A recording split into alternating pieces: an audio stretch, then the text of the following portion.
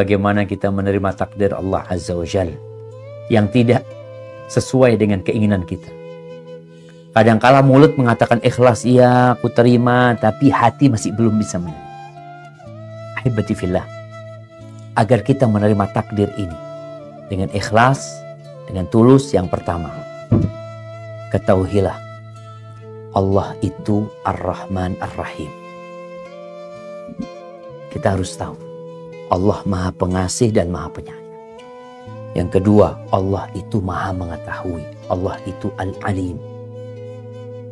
Tatkala malaikat sempat mengatakan kepada Allah dalam urusan penciptaan Nabi Adam alaihissalam, penciptaan manusia, malaikat mengatakan, ataj'alu fiha man yufsidu fiha wa yasfikud dima wa nahnu nusabbihu bihamdika wa nuqaddisu lak qala inni a'lamu ma la ta'lam. Malaikat mengatakan, apakah ya Allah engkau akan menciptakan di muka bumi ini manusia yang akan menumpahkan darah, membuat kerusakan, sedangkan kami bertasbih memujimu, menyucikan engkau ya Allah.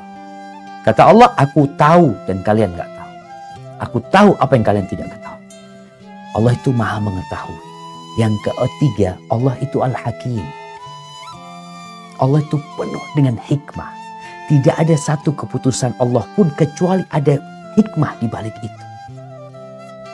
Makanya Allah mengatakan fa'asa an takrahu syai'an wa huwa khairul lakum.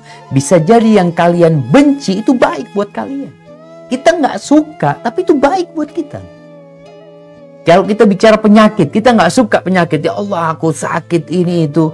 Coba engkau bayangkan ketika engkau sakit, dosa-dosamu digugurkan, derajatmu diangkat, lisanmu akhirnya berisi zikir, permintaan sama Allah Azza wa Jalla. Engkau berada di soft pertama. Bukankah ini lebih baik daripada engkau sehat?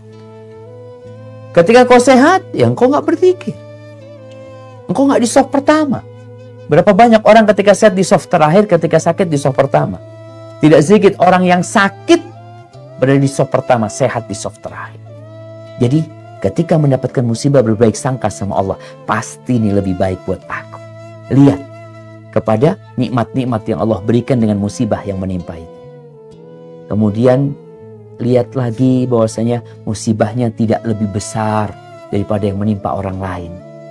Kita tuh biasanya kalau ngelihat orang kalau tabrakan kakinya patah, dia Allah aku nggak punya kaki lagi ya. Terus dia di rumah sakit ngelihat ada di sebelah dia yang dua-duanya diamputasi. Apa kata dia? Ya Allah alhamdulillah Allah aku cuma satu, ya Allah alhamdulillah. Baru kau akan bersyukur. Maka di antara yang membuat kita menerima takdir Allah dan mensyukurinya adalah melihat kepada orang-orang yang lebih susah dari kita.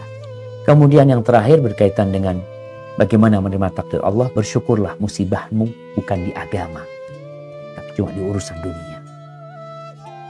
Orang kehilangan sholat asar. Kata Nabi SAW, orang yang ketinggalan sholat asar itu seakan-akan dia kehilangan keluarga dan hartanya semuanya. Sholat asar. Ada orang yang gak sholat sepanjang hari, biasa-biasa aja dia. Tapi kehilangan motornya, satu kampung tahu dengan musibah yang menimpa dia. Padahal musibah agama itu jauh lebih dahsyat daripada musibah yang menerima kita di agama kita. Hada wallahu a'lam. Nah.